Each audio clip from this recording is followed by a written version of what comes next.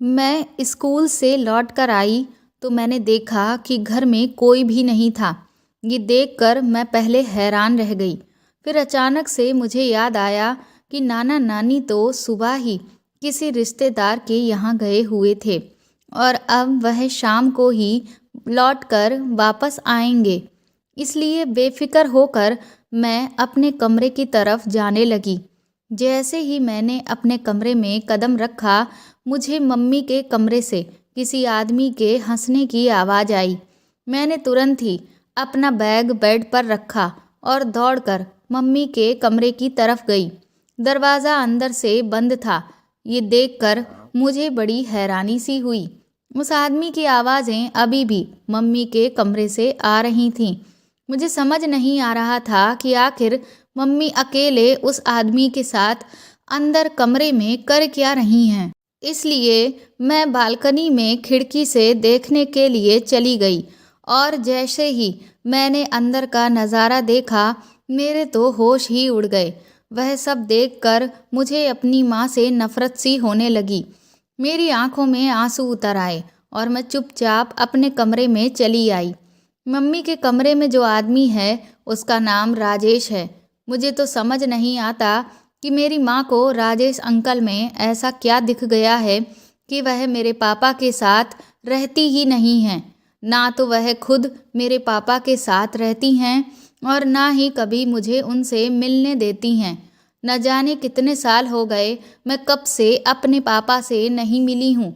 जब भी मैंने उनसे मिलने की कोशिश की, मेरी मम्मी ने मुझे हर बार रोक दिया और जब पूछो कि आप मेरे साथ ऐसा क्यों कर रही हैं तो कहने लगती कि तुम अभी नहीं समझोगी, जब तुम बड़ी हो जाओगी तब मैं तुम्हें समझा दूंगी। आखिर अब और कितना बड़ा होना रह गया है। मैं 14 साल की हो चुकी हूँ। अब इतनी तो मैं समझदार हूँ ही कि अगर कोई बात है भी तो मुझे बता दें। लेकिन मुझे नहीं लगता कि कोई भी ऐसी बात है जिसमें मेरे पापा की गलती हो। ये सब मेरी माँ की गलती है। वह राजेश अंकल के साथ रहने के लिए मेरे पापा को हमारे आसपास भी नहीं भटकने देती और इसीलिए वह मुझे अपने पापा से मिलने भी नहीं देती। मेरा नाम रिया है। मैं बचपन से अभी तक सिर्फ अपनी माँ के साथ ही रही हूँ। मुझे जहाँ तक याद है, मैं बहुत छोटे पर सिर्फ एक बार अपने पिता से मिली थी, वह भी बहुत थोड़ी देर के लिए। कुछ देर बाद ही मेरी माँ मुझे हाथ पकड़कर वापस अपने साथ नाना नानी के घर ले आई थी। मेरी दादी भी है। मुझे अपनी दादी के साथ रहना भी बहुत अच्छा लगता है। शुक्र इस बात का है कि मेरी दादी अक्सर मुझसे यहाँ मिलने आ जाया करती हैं। लेकिन जब भी मैंने उनसे ज़िद की कि वह मुझे पापा के पास ले चलें क्योंकि मुझे उनसे मिलना है, तो वह मुझे पापा के पास कभी भी लेकर नहीं जाती थीं, बल्कि उदासी से अपना चेहरा लटका लेती थीं। पहले तो मुझे समझ में नहीं आता था कि दादी भी मुझे पापा से क्यों नहीं मिला रही हैं। लेकिन फिर धीरे धीरे जब मैं बड़ी होती गई, तब मुझे ये समझ आता गया कि मेरी माँ के डर की वजह से मेरी दादी मुझे मेरे पापा से नहीं मिला रही हैं। इसलिए मुझे धीरे धीरे अपनी माँ से नफ़रत सी होने लगी। मेरी माँ एक अस्पताल में नर्स का काम करती हैं और राजेश अंकल वहीं पर डॉक्टर हैं, जिनकी वजह से मेरी माँ मेरे पापा की बिल्कुल भी कोई वैल्यू नहीं करती। मुझे आज भी वह दिन याद है जब पिछले साल माँ के जन्मदिन पर अचानक ही राजेश अंकल ने सभी के सामने माँ के सामने शादी का प्रस्ताव रखा था, जिसे सुनकर माँ के साथ साथ हम सभी लोग हैरान रह गए थे। उस वक्त माँ ने उनसे कुछ भी नहीं कहा, लेकिन बाद में नाना नानी के समझाने पर माँ का भी कुछ मन बन आया था कि वह राजेश अंकल से शादी कर लें।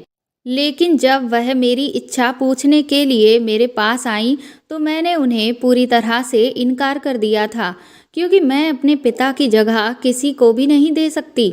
उस वक्त तो माँ ने राजेश अंकल को शादी से मना कर दिया था, जिसे सुनकर मुझे बहुत खुशी हुई थी कि मेरी माँ मुझे इतना प्यार करती हैं कि उन्होंने मेरी बात मान ली। लेकिन उसके बाद से मैंने देखा था कि धीरे धीरे राजेश अंकल और मम्मी की मुलाकातें बढ़ती ही जा रही थीं। मुझे तो लगा था कि अगर मैं मम्मी की शादी राजेश अंकल से नहीं होने दूंगी तो एक दिन वह वापस मेरे पापा के पास चली जाएंगी और मुझे भी अपने साथ ले जाएंगी। लेकिन ऐसा कुछ भी नहीं हुआ, बल्कि उल्टा वह अब राजेश अंकल के साथ और भी ज़्यादा वक्त बिताने लगी थी, जिसकी वजह से मैं बहुत ज़्यादा परेशान रहती थी। मुझे तो समझ ही नहीं आता था कि मेरे पापा के साथ मेरी मम्मी आखिर क्यों नहीं रहती हैं, जबकि मेरे पापा भी बहुत पैसे वाले हैं और दिखने में तो राजेश अंकल से भी ज़्यादा हैंडसम हैं। मैं अभी ये सब बैठे बैठे सोच ही रही थी कि तभी मेरी दादी आ गईं। उनकी आवाज़ सुनकर मैं तुरंत ही दौड़कर बाहर गई और उन्हें गले से लगा लिया। उन्होंने जब मेरी आंखों में आंसू देखे तो वह बहुत ही फिक्रमंद होकर पूछने लगीं, क्या हुआ रिया बेटा, क्या किसी ने तुमसे कुछ कहा है? तो मैंने उनसे कहा कि नहीं, मुझे किसी ने कुछ नहीं कहा, लेकिन मुझे अपने पापा की याद आ रही है और मुझे उनसे मिलना है। मुझे आप अभी के अभी उनके पास ले चलो। उन्होंने कहा कि मैंने तुम्हें बताया था ना कि तुम्हारे पापा बिजनेस के सिलसिले में पिछले महीने विदेश गए हुए हैं, तो उन्हें लौटने में अभी वक्त है। जब वह लौट आएंगे तब मैं तुम्हें उनसे ज़रूर मिलवाऊंगी।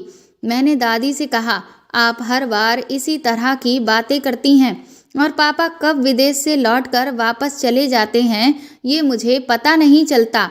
और फिर आप भी मुझसे कह देती हैं कि वह तो बहुत जल्दबाजी में थे, अगले दिन ही वापस लौट गए। दादी ने कहा कि मेरी बच्ची, इस बार मैं ऐसा बिल्कुल भी नहीं होने दूंगी। ये मेरा वादा है, मैं तुझे तेरे पापा से ज़रूर मिलवाऊंगी। उनकी ये बात सुनकर मैं बहुत ज़्यादा खुश हो गई। तभी पीछे से राजेश अंकल और मम्मी भी आ गए। राजेश अंकल ने तुरंत ही आकर मेरी दादी के पैर छुए और उन्होंने उन्हें आशीर्वाद दिया, लेकिन उन्हें देखकर मेरा आधा खून जल चुका था। मम्मी ने मुझसे पूछा, अरे रिया, तुम स्कूल से कब वापस आ गई? मैंने उनकी बात का कोई जवाब नहीं दिया और गुस्से में अपने कमरे में चली आई। शाम के वक्त मम्मी ने मुझसे पूछा कि मैंने उनके साथ इस तरह का व्यवहार क्यों किया, तो मैंने उन्हें सब कुछ बता दिया कि मैंने उन्हें राजेश अंकल के साथ कमरे में देखा था, जिसे सुनकर वह हैरान रह गईं।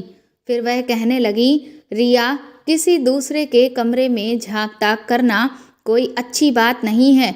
मैंने मम्मी से कहा, अपने पति के होते हुए किसी दूसरे आदमी के साथ घूमना फिरना ये भी तो अच्छी बात नहीं है। मेरा इतना कहना था कि मम्मी ने मेरे गाल पर एक खींच कर तमाचा मारा। मुझे हैरानी इस बात की थी कि उन्होंने मारा मुझे था, लेकिन खुद फूट फूट कर रो रही थीं। मेरी भी आंखों में आंसू उतर आए और मैंने कहा कि मुझे समझ नहीं आता, आप मुझे मेरे पापा से मिलने क्यों नहीं देती, आप उनके साथ क्यों नहीं रहती? तो वह कहने लगी कि मैंने तुझसे पहले भी कितनी बार कहा है कि जब तू समझदार हो जाएगी तब मैं तुझे सब कुछ बता दूंगी। मैंने कहा, अब मैं और कितनी ज़्यादा समझदार हो जाऊं? मैं 14 साल की हो चुकी हूं, अब मैं सब कुछ समझती हूं। इसीलिए अगर कोई बात है भी तो आप मुझे बताइए, और नहीं तो मुझे तो यही लग रहा है कि आप मुझे मेरे पापा से दूर रखने के लिए मुझसे झूठ बोल रही हैं। इतना कहकर मैं वापस अपने कमरे में आ गई। धीरे धीरे दिन ऐसे ही बीत रहे थे। मेरा पढ़ाई में भी मन नहीं लगता था, जिसकी वजह से मेरे एग्ज़ाम्स में मार्क्स भी बहुत कम आने लगे थे। ये देखकर मम्मी और नाना नानी बहुत ही ज़्यादा शॉक्ड थे, क्योंकि मैं शुरू से ही पढ़ने में बहुत अच्छी थी। जब नाना नानी ने मुझसे इतने कम मार्क्स आने की वजह पूछी तो मैंने उनसे कहा कि मैं हर वक्त बहुत ज़्यादा परेशान रहती हूँ, मेरा पढ़ने में मन ही नहीं लगता।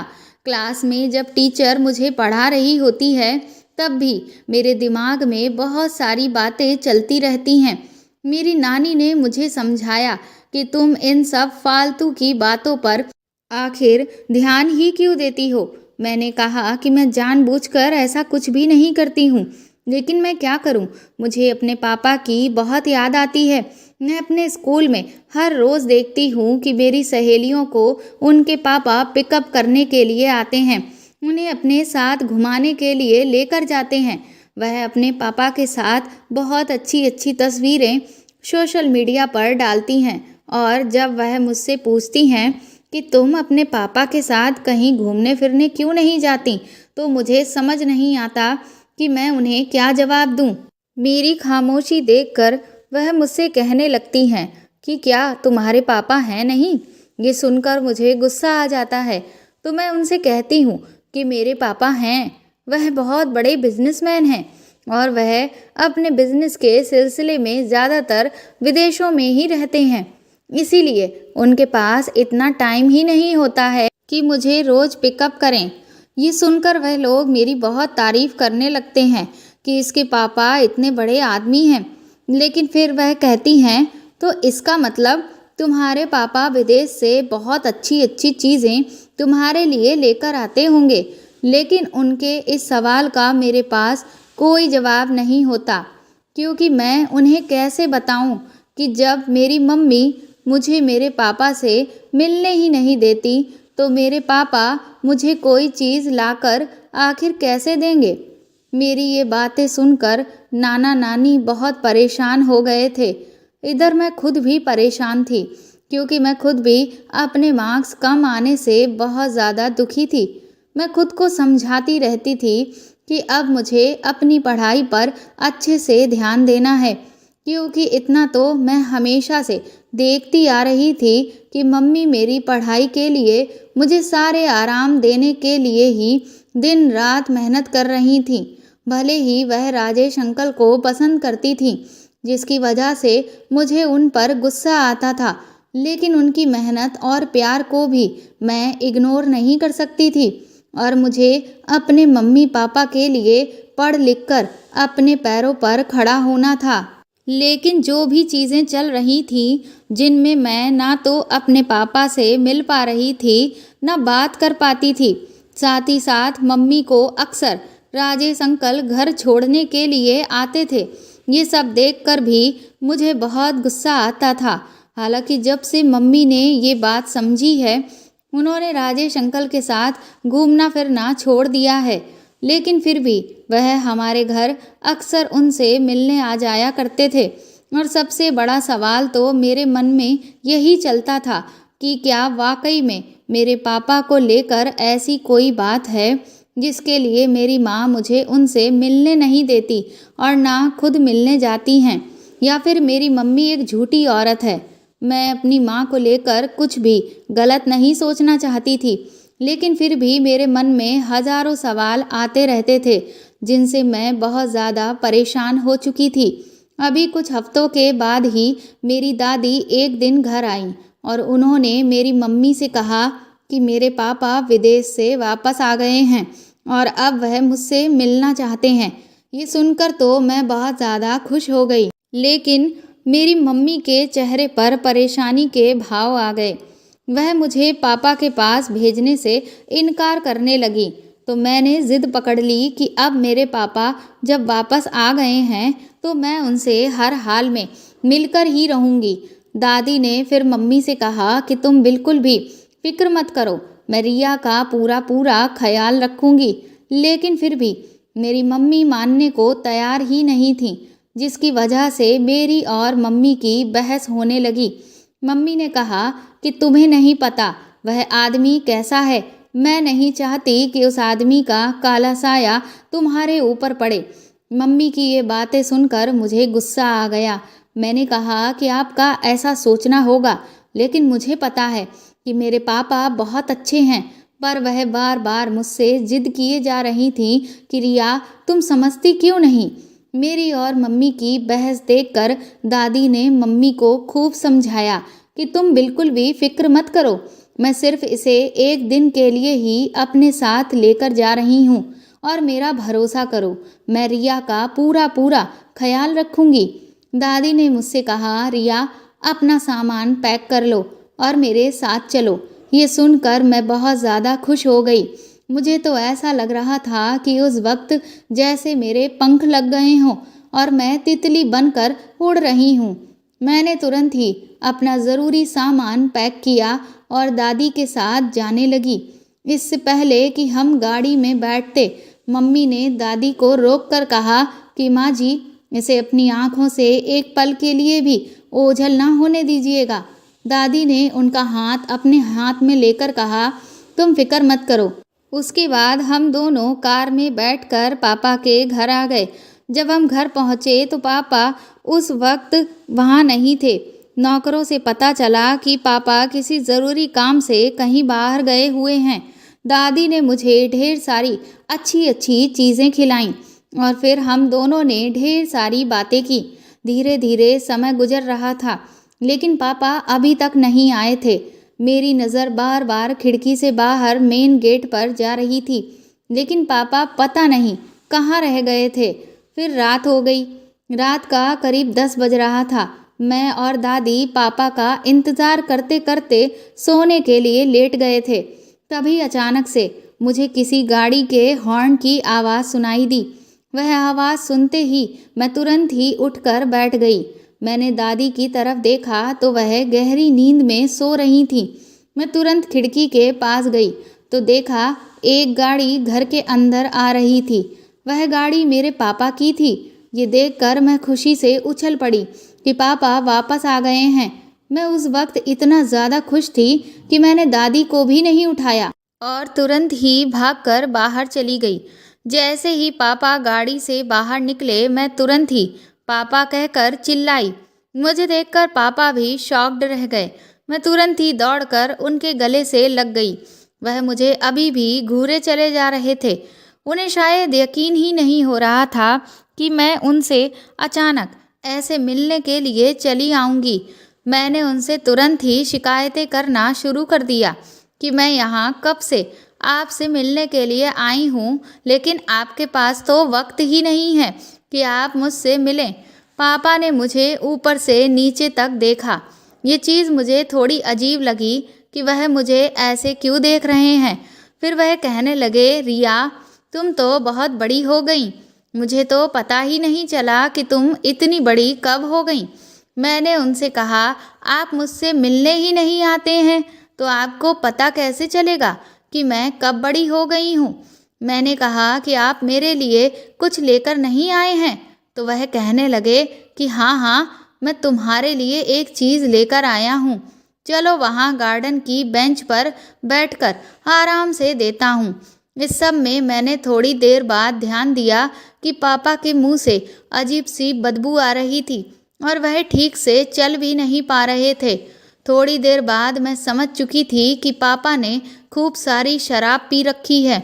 ये देखकर मैं पहले तो थोड़ा सा घबराई, लेकिन पापा ने मेरा हाथ कसकर पकड़ रखा था, इसलिए मैं दादी को भी बुलाने नहीं जा सकती थी। मैं पापा के साथ गार्डन की बेंच के पास चली गई। पापा ने मुझे वहाँ बिठाया और वह मेरे पास ही बैठ गए।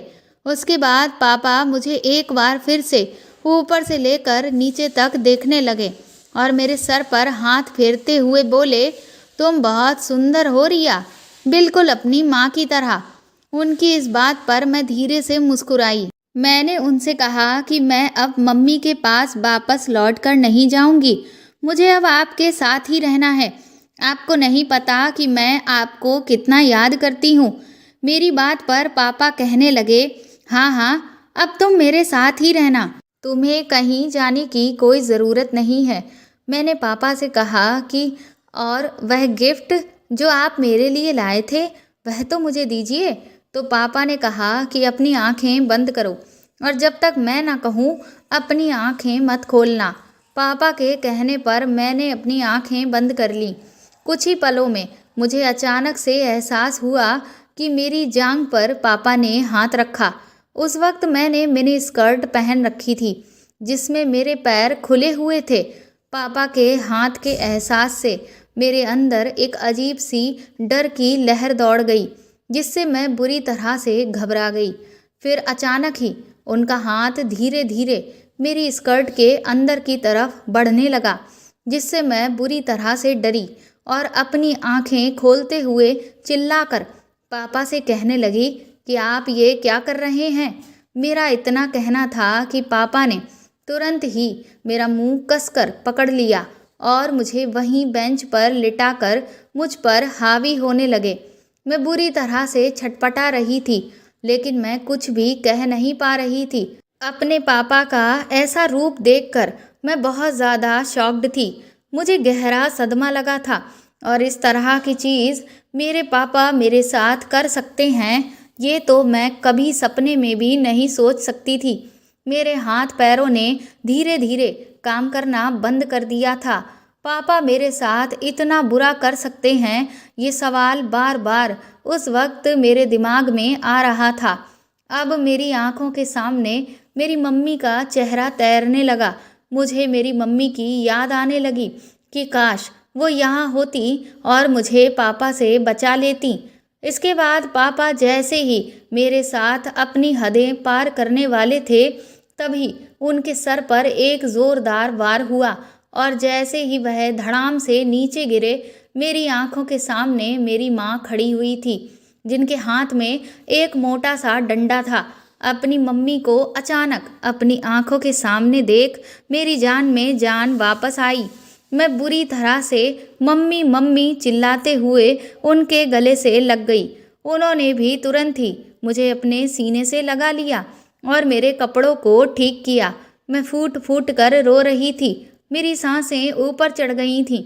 उन्होंने मुझे जैसे तैसे शांत कराया। तभी पीछे से दादी भी दौड़कर आ गईं। पापा अभी भी जमीन पर औंधे मुंह पड़े हुए थे। शायद वह मम्मी के वार की वजह से बेहोश हो गए थे। मैं बुरी तरह से हुसक हुसक कर रो रही थी। मेरे साथ साथ मेरी मम्मी भी रो रही थी। दादी को कुछ भी समझ नहीं आ रहा था कि वहाँ क्या हुआ है। तभी उन्होंने पापा को जब नीचे गिरा हुआ देखा तो वह मम्मी से पूछने लगी कि इसे क्या हुआ। उसके बाद मम्मी ने दादी को सब कुछ बताया कि पापा मेरे साथ क्या कर रहे थे। ये सुनकर तो दादी शॉक्ड हो गई और वह भी अपना सर पीट पीट कर रोने लगी और कहने लगी कि उन्होंने अपनी कोख से एक राक्षस को जन्म दिया है, तो ये पैदा होने से पहले ही मर जाता। मम्मी मुझे तुरंत ही अपने साथ अंदर लेकर गईं और मुझे पानी पिलाया। मैं डर की वजह से उनके सीने से चिपकी हुई ही रही। उन्होंने तुरंत ही फ़ोन करके पुलिस को बुला लिया और फिर उन्हें पूरी बात बता दी।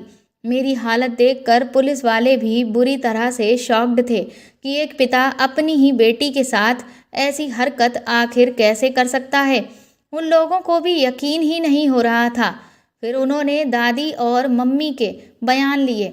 वह मेरे भी बयान लेना चाहते थे, लेकिन मेरी हालत उस वक्त बहुत ज़्यादा ख़राब थी। इसीलिए वह मम्मी से कहकर गए कि जब मैं इस हालत में आ जाऊं कि अपने बयान दर्ज करा सकूं, तब मम्मी उन्हें इन्फॉर्म कर दें।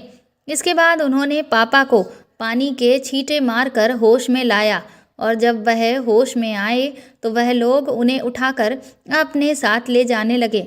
मैंने अंदर सोफे पर बैठे हुए एक नज़र पापा के ऊपर डाली। उनका चेहरा देखकर मैं बुरी तरह से घबरा गई। मुझे समझ नहीं आ रहा था कि मेरे पापा ने मेरे साथ ऐसा क्यों किया। मुझे उनसे नफ़रत हो रही थी। उसी रात मैं मम्मी और दादी के साथ वापस नाना नानी के घर आ गई। उस पूरी रात मैं रोती रही और अपनी मम्मी को खुद से एक सेकंड के लिए भी अलग नहीं होने दिया। डर की वजह से मेरी बहुत बुरी हालत थी। मेरी मम्मी मुझे समझाती रही कि तुम्हें कुछ नहीं हुआ है, तुम्हारी माँ के होते हुए तुम्हें कुछ भी नहीं हो सकता, तुम फिक्र मत करो, मैं तुम्हारे साथ हर वक्त हूँ। लेकिन मेरा डर जो था वो ख़त्म होने का नाम ही नहीं ले रहा था। फिर कहीं सुबह के वक्त मुझे गहरी नींद आई होगी। जब मैं सोकर उठी तो मुझे अचानक से रात को मेरे साथ हुई पूरी घटना याद आ गई और मैं एक बार फिर से डरने लगी। धीरे धीरे दिन यूं ही बीत रहे थे, लेकिन मेरा डर कम होने का नाम ही नहीं ले रहा था। अगर कोई हल्की सी भी आवाज़ में तेज़ बात कर देता तो मैं बुरी तरह से चीखने चिल्लाने लगती। मुझे पैनिक अटैक भी आने लगे थे, जिसकी वजह से मम्मी बहुत ज़्यादा परेशान थीं। यहाँ तक कि मैं किसी भी आदमी को देखती तो मेरे अंदर डर की लहर दौड़ जाती, जिसकी वजह से मैं अपने नाना से भी दूर भागने लगी थी।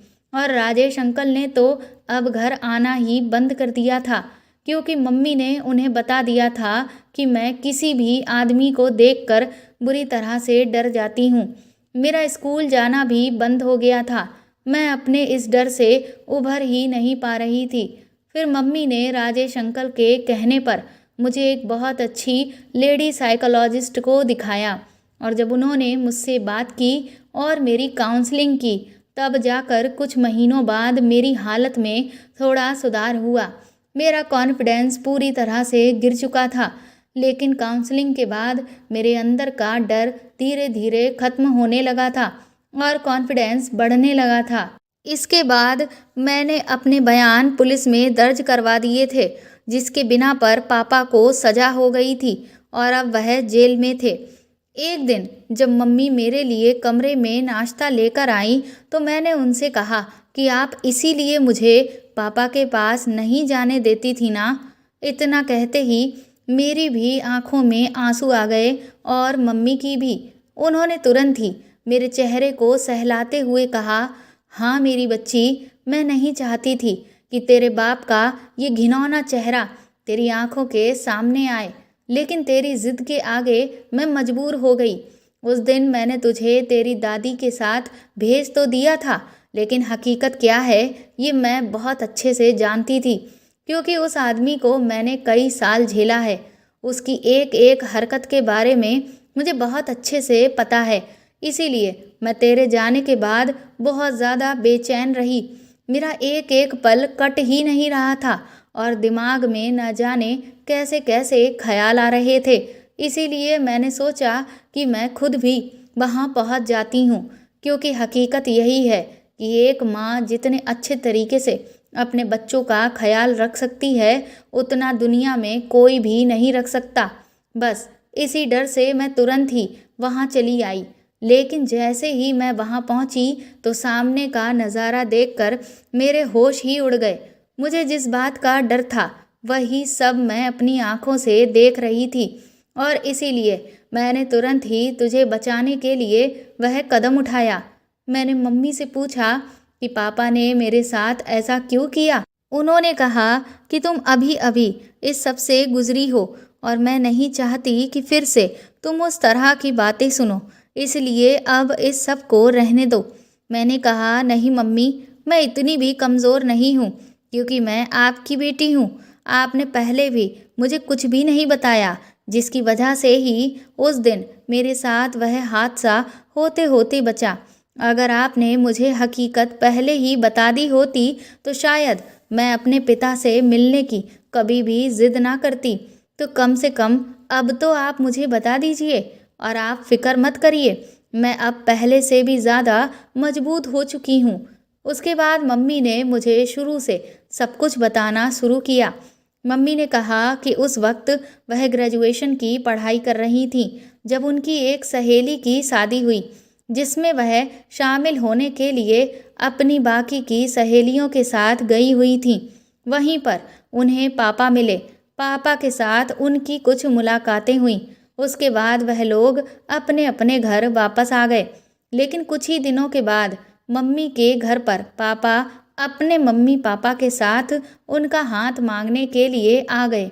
मम्मी एक मिडिल क्लास फैमिली से बिलोंग करती थी और पापा एक बहुत ही पैसे वाले घराने से थे, और कहीं ना कहीं मम्मी पापा को भी पसंद करने लगी थीं।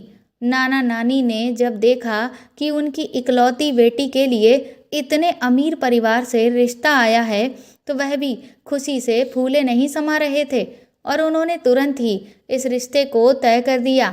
उस वक्त मम्मी भी बहुत ज़्यादा खुश थीं। हर कोई उन्हें बहुत ही किस्मत वाली कह रहा था।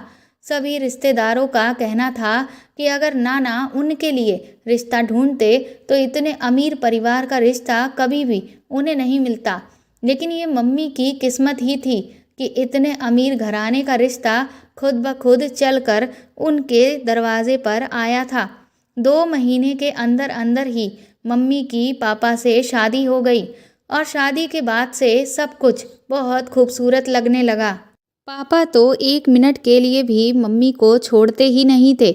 ये देखकर मम्मी उस वक्त बहुत खुश होती थीं कि उनके पति उन्हें इतना प्यार करते हैं। मम्मी के साथ वक्त बिताने की वजह से पापा ने धीरे धीरे ऑफिस जाना भी छोड़ दिया, जिसकी वजह से उन्हें बिजनेस में कुछ लॉस होने लगे। जब ये बात मम्मी को पता चली तो उन्होंने पापा को बहुत समझाया कि जीवन में प्यार के साथ साथ पैसा भी ज़रूरी है और मैं कहीं भागी तो नहीं जा रही हूँ।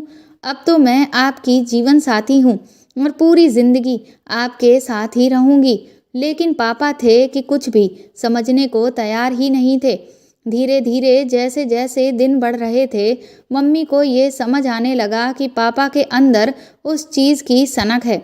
इसीलिए पापा को दिन में कई कई बार उस चीज़ की ज़रूरत महसूस होती थी, जिसकी वजह से मम्मी को अब शारीरिक परेशानियां होने लगी थीं। उन्हें बहुत ज़्यादा दर्द होता था। उन्होंने पापा से कहा भी कि उन्हें इससे तकलीफ़ हो रही है, लेकिन पापा को तो इससे कोई मतलब ही नहीं था। उन्हें बस अपनी इच्छा पूरी करने से मतलब होता था। मम्मी को अब समझ आने लगा था कि इनका प्यार सिर्फ मेरे शरीर तक ही है और इसीलिए इन्हें मेरे किसी भी दुख तकलीफ से कोई लेना देना नहीं है। जब बात हद से ज़्यादा आगे बढ़ी तो उन्होंने एक दिन सारी बात मेरी दादी को रो रो कर बता दी, जिसे सुनकर वह भी बहुत नाराज़ हुई और उन्होंने पापा को समझाने की बहुत कोशिश की, लेकिन पापा तो उल्टा उन पर ही चीखने चिल्लाने लगे। घर का माहौल धीरे धीरे बहुत खराब होने लगा, क्योंकि पापा मम्मी को कमरे से बाहर ही नहीं जाने देते थे। बस हर वक्त उनके दिमाग पर इस चीज़ की सनक जैसी चढ़ी रहती थी। मम्मी को तो ऐसा लगने लगा कि शायद अब वह मर ही जाएंगी। उनका शरीर धीरे धीरे गिरता चला जा रहा था। आंखों के नीचे गहरे काले धब्बे पड़ चुके थे, लेकिन पापा को इस सब से कोई मतलब ही नहीं था। उन्हें हर दिन कम से कम 3-4 बार वह सब मम्मी के साथ करना होता था। इसी बीच मेरे बाबा का देहांत हो गया। अब तो बिजनेस की पूरी जिम्मेदारी पापा के सर पर ही आ चुकी थी, लेकिन उन्होंने बिजनेस संभालने के लिए और भी कर्मचारी रख दिए जो सारी चीज़ों की देखरेख करते और पापा घर पर ही पूरा टाइम मम्मी के साथ रहते। इसी बीच मम्मी कई बार पेट से भी हुई, लेकिन पापा की उस गंदी हरकत की वजह से वह बच्चे इस दुनिया में कभी आ ही नहीं सके, जिससे मम्मी को बहुत ही गहरा सदमा लगा। जिस डॉक्टर से मम्मी अपना उस वक्त इलाज करवा रही थीं, उन्होंने भी पापा को बहुत समझाने की कोशिश की, लेकिन वह तो किसी की भी नहीं सुनते थे। जब उन्होंने दादी से कहा कि वह अपने बेटे को समझाएं, क्योंकि अगर वह इसी तरह से करते रहे तो फिर एक दिन मम्मी की भी जान चली जाएगी और उनका वंश भी कभी आगे नहीं बढ़ेगा। ये सुनकर दादी बहुत दुखी हो गई थी और जब उन्होंने पापा को एक बार फिर से समझाया तो उस दिन तो पापा ने अपनी हद ही पार कर दी। उन्हें धक्के देकर घर से निकालने लगे कि तुम कौन होती हो मुझे मेरी मर्जी चलाने से रोकने वाली, अभी के अभी इस घर से निकलो। ये देखकर तो दादी भी हैरान रह गई थी कि उनका बेटा इस कदर पागल हो चुका है कि अब उसे उनकी भी कोई इज्जत और फिक्र नहीं। उस दिन मम्मी ने जैसे तैसे बात को संभालते हुए दादी को पापा से बचाया। फिर मम्मी ने दादी से कहा कि वह अपने बेटे से कुछ भी ना कहें, क्योंकि अब वह दिमागी रूप से बीमार हो चुका है, इसीलिए वह किसी की भी बात नहीं सुनने वाला और आप अपना बुढ़ापा हरगिज़ खराब ना करें। इसी के कुछ ही महीनों बाद मैं मम्मी के पेट में आ गई और ये पता चलने के बावजूद भी पापा अपनी सनक रोकने को तैयार ही नहीं थे। लेकिन इस बार मम्मी ने फैसला कर लिया था कि वह अपने बच्चों की जान नहीं जाने देंगी और उन्होंने उसी वक्त पुलिस में शिकायत करके पापा को जेल भिजवा दिया। इसके बाद डॉक्टर की गवाही और सारी रिपोर्ट्स और दादी के बयान के आधार पर पापा को सज़ा हो गई। उन्हें फिर रिहैब सेंटर भी भेज दिया गया ताकि उनकी जो मानसिक हालत है उसे ठीक किया जा सके। मम्मी ने कहा कि इतने सालों से तुम्हारे पापा बिजनेस के सिलसिले में कोई विदेश वगैरह नहीं जाते थे, बल्कि वह जेल में थे और वह नहीं चाहती थी कि मुझे ये सब पता चले। बस इसीलिए माँ और दादी हमेशा यही बहाना करती रहती थीं कि पापा बिजनेस के सिलसिले में विदेश गए हुए हैं। उसके बाद जब मम्मी वापस नाना नानी के साथ रहने के लिए आई तो घर के हालात पहले से और भी ज़्यादा खराब थे। मेरे जन्म के बाद मम्मी ने अपनी परेशानियों से लड़ने का फैसला किया और फिर उन्होंने अपनी एक सहेली के कहने पर नर्स की पढ़ाई की और उनके ही दोस्त राजेश अंकल थे, तो उन्होंने राजेश अंकल से कहकर मम्मी को उनके अस्पताल में काम दिलवाया। उस वक्त मम्मी एक अकेली माँ थी जिस पर ये दुनिया गलत तरीके की नज़र रखने की कोशिश करती थी, लेकिन उस मुश्किल समय में राजेश अंकल ने मम्मी का बहुत साथ दिया, उन्हें हर बुरी नज़र से बचाया, यहाँ तक कि उन्होंने मेरी भी बहुत केयर की। ये सब सुनकर मुझे बहुत शर्मिंदगी होने लगी कि मेरी मम्मी और राजेश अंकल ने मेरे लिए न जाने कितना कुछ किया और कितना कुछ सहा, और मैं उनके ही रिश्ते को लेकर सवाल उठाती रही। ये सब सुनने के बाद उस दिन मेरे मन का सारा मैल धुल चुका था। मैंने अपनी मम्मी को गले से लगा लिया। अब हम दोनों माँ बेटी के बीच में खड़ी हुई दीवार गिर चुकी थी। उसके बाद से मैंने एक बार फिर से अपने स्कूल जाना शुरू कर दिया। कुछ दिन बाद ही मेरा जन्मदिन पड़ा और मैंने अपनी माँ से कहा कि मैं इस बार अपना जन्मदिन बहुत अच्छे से धूमधाम से मनाना चाहती हूँ। मैंने खुद राजेश अंकल को फ़ोन करके अपने जन्मदिन पर इनवाइट किया। केक काटने के बाद मैंने राजेश अंकल का हाथ पकड़ा और उनसे कहा कि क्या आप मेरे पापा बनोगे। ये सुनते ही उनकी आंखों में आंसू आ गए और मम्मी भी फूट फूट कर रोने लगी। मैंने तुरंत ही दादी की तरफ इशारा किया और वह अपने हाथ में पकड़ी हुई 2 अंगूठियां लेकर आईं। ये सब देखकर हर कोई हैरान था। मैंने कहा कि मैं अभी तक बहुत बड़ी गलती करती आई थी और आज मैं अपनी उस गलती को सुधार रही हूँ और ये सब मैंने और दादी ने ही मिलकर प्लान किया था। उसके बाद राजेश अंकल और मम्मी ने एक दूसरे को अंगूठी पहनाई। राजेश अंकल ने मेरे सर पर हाथ फेरते हुए मेरे माथे को चूमा। उन्होंने जब मेरे सर पर हाथ फेरा तो मुझे पहली बार ऐसा एहसास हुआ कि जब एक बाप अपनी बेटी को प्यार से आशीर्वाद देता है। मैं मन ही मन सोचने लगी कि एक मेरे सगे बाप ने मुझे छूकर ऐसा एहसास दिलाया जिससे मैं पूरी तरह से घिन से भर गई थी, और एक राजेश अंकल हैं जिनकी वजह से आज पहली बार मैं ये महसूस कर पा रही हूँ कि एक पिता का प्यार अपने बच्चों के लिए कैसा होता है। कुछ दिनों बाद ही मम्मी और राजेश अंकल की शादी हो गई और हम तीनों लोग खुशी खुशी एक साथ रहने लगे। अब मैं अपनी सहेलियों को बहुत गर्व से बताती हूँ कि ये मेरे पिता हैं और उनके साथ खूब सारी फ़ोटोज़ भी सोशल मीडिया पर डालती हूँ। दोस्तों, इस दुनिया में कोई भी चीज़ हो लेकिन वो एक हद तक ही अच्छी होती है। अगर वो हद से ज़्यादा गुजर जाए तो फिर वो एक बीमारी बन जाती है जिसका हमें वक्त पर इलाज करवा लेना ही चाहिए। तो दोस्तों, आपको मेरे द्वारा लिखी हुई ये कहानी कैसी लगी मुझे कमेंट करके ज़रूर बताएं और प्लीज़ इस कहानी को ज़्यादा से ज़्यादा शेयर और लाइक करके मेरे चैनल को सपोर्ट करें। साथ ही आप चाहें तो मुझे सुपर थैंक्स भी दे सकते हैं। अगर आप इस चैनल पर नए हैं तो सब्सक्राइब करके बेल आइकन ज़रूर दबा दें ताकि आगे भी मैं आपको ऐसी ही अच्छी कहानियाँ सुनाती रहूँ। Thank you.